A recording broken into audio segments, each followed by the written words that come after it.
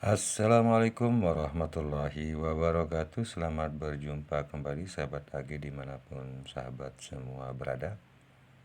Kita akan mencoba kembali untuk melihat hasil survei dari Indikator Politik Indonesia, di mana dikatakan bahwa elektabilitas Ganjar mengalami kenaikan sedangkan Anies merosot. Hasil survei Indikator Politik Indonesia mengumumkan raihan elektabilitas 3 nama paling potensial menjadi calon presiden di Pilpres 2024 mendatang. Hasil survei Indikator Politik Indonesia menunjukkan bahwa sosok Gubernur Jawa Tengah Ganjar Pranowo masih memiliki nilai elektabilitas yang tinggi dibandingkan dengan 2 nama calon yang lain. Ganjar Pranowo meraih nilai elektabilitas yang tinggi bahkan meningkat dari bulan November 2022 lalu. Bahkan sosok Anies Baswedan malah merosot, katanya. Ganjar Pranowo berhasil meraih elektabilitas tertinggi dengan berhasil mencatatkan kenaikan elektabilitas sebesar 1,9%. Hal ini diungkapkan langsung oleh Direktur Eksekutif Indikator Politik Burhanuddin yang menyebutkan hasil survei dengan simulasi 3 nama memperlihatkan elektabilitas Ganjar Pranowo berada di puncak dan terus mengalami kenaikan. Burhanuddin juga menyampaikan di peringkat kedua ditempati oleh Anies Baswedan dengan elektabilitas sebesar 28,3%. Sedangkan yang ketiga ada nama Prabowo dengan angka elektabilitas sebesar 26,7%.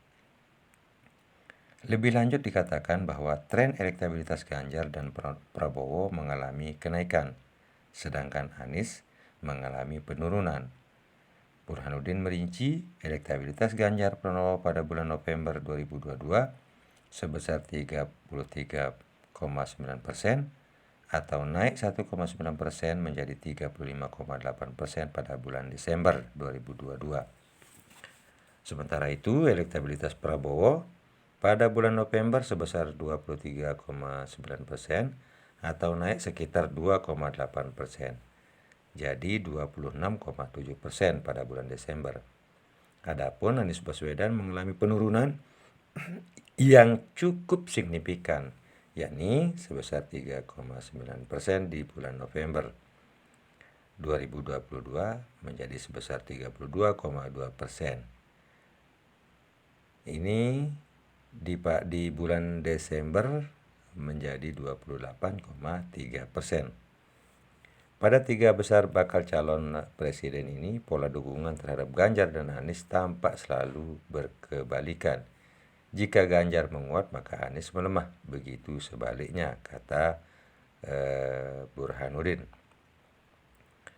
Lebih lanjut, terkait dengan Prabowo tampak dinamika terus bergerak ke arah penurunan.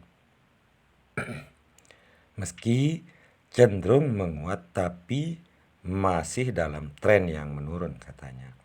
Survei indikator ini diselenggarakan pada tanggal 1 sampai 6 Desember 2022. Populasi survei adalah seluruh warga negara Indonesia yang punya hak pilih dalam pemilihan umum, yakni mereka yang sudah berumur 17 tahun atau lebih atau sudah menikah ketika dilakukan survei ini. Penarikan sampel menggunakan metode multitext random sample. Dalam survei ini jumlah sampel sebanyak 1.220 orang. Sampel berasal dari seluruh provinsi yang terdistribusi secara proporsional. Dengan asumsi metode sampel random sampling ukuran sampel 1.220 ini memiliki toleransi kesalahan atau margin of error sekitar kurang lebih 2,9% pada tingkat kepercayaan 95%. Responden terpilih diwawancari lewat tatap muka oleh pewawancara yang telah dilatih. Survei terbaru yang dirilis oleh Indoriset menunjukkan sosok Ganjar masih meraih elektabilitas tertinggi melampaui Anies Baswedan dan Prabowo Subianto. Ganjar berhasil meraih elektabilitas tertinggi dalam survei yang dilakukan oleh Indoriset berdasarkan simulasi 3 kandidat calon presiden.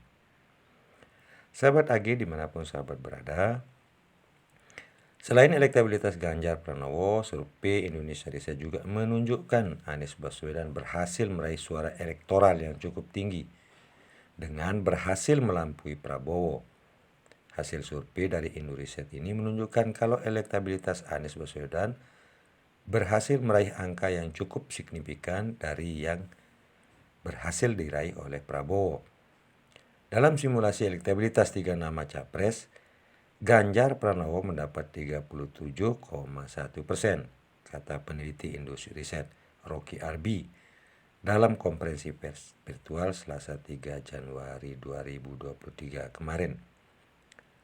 Dalam survei tersebut, elektabilitas Ganjar Pranowo hanya terpaut tipis dengan mantan Gubernur DKI Jakarta Anies Baswedan dengan perolehan kira-kira 30,2%. Lalu disusul oleh Menteri Pertahanan Prabowo sekitar 27,5% dan yang menjawab tidak tahu sekitar 5,3%. Ganjar Pranowo dan Anies Baswedan mengalami peningkatan dibandingkan survei Agustus. Sementara Prabowo Subianto mengalami penurunan, jelas Rocky. Rocky menuturkan bahwa pemilih Ganjar Pranowo paling banyak di Jawa Tengah dan daerah Jogja. Sementara itu pemilih Anies paling banyak di daerah Sumatera, DKI, dan Banten. Di sisi lain, pemilih Prabowo paling banyak di daerah Sulawesi dan Gorontalo. Menurut faktor calon wakil presiden atau Cawapres masih belum memberikan efek elektabilitas terhadap ketiga figur yang didorong menjadi presiden. Artinya, faktor Cawapres belum memberikan efek signifikan pada peningkatan suara Capres saat dilakukan simulasi pasangan Capres atau Cawapres. Sebagai informasi sahabat AG, survei Indoriset ini menggunakan metode multitext random sample dengan memperhatikan jumlah proporsionalitas antara jumlah sampel dengan jumlah pemilih di setiap provinsi, yakni sampel survei itu sebesar 1.120 orang. Adapun margin of error survei ini kurang lebih 2,92% dengan tingkat kepercayaan hingga 95%. Sebaliknya, proses pengumpulan data dilaksanakan sejak 12 sampai 17 Desember 2022 melalui secara tatap muka menggunakan kuesioner. Sahabat AG dimanapun sahabat berada, ini adalah hasil survei yang terbaru yang bisa dijadikan sebagai tolak ukur kita dalam melihat, menilai, menimbang Cawapres yang akan berlaga di tahun 2024 mendatang. Artinya hasil-hasil survei ini hanya sebagai referensi buat kita semua. Mengenai hak pilih tentu kembali kepada sahabat semua. Demikian sahabat, semoga informasi ini bisa bermanfaat. Assalamualaikum warahmatullahi wabarakatuh.